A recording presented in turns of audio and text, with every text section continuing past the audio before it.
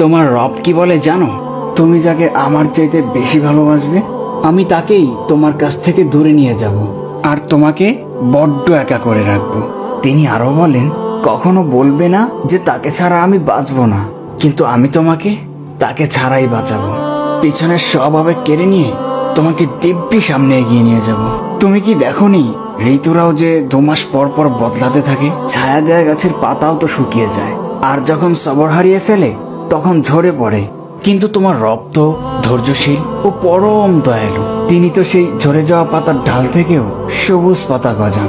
তুমি কি দেখছো না তোমার স্রষ্টার এই নিদর্শন, যে মানুষটাকে তুমি নিজের জীবনের চাইতেও বেশি ভালোবাসতে, সে মানুষটাও একদিন অচেনা হয়ে যায়।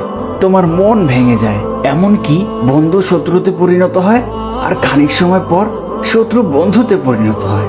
যে মানুষটাকে তুমি নিজের জীবনের অংশ ভাবতে, সে মানুষটাও প্রতারণা করে।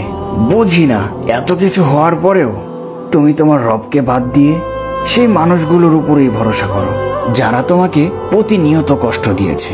আল্লাহ তাআলা আমাদের সকলকে তার হুকুম মেনে চলার তৌফিক দান করুন। আমিন।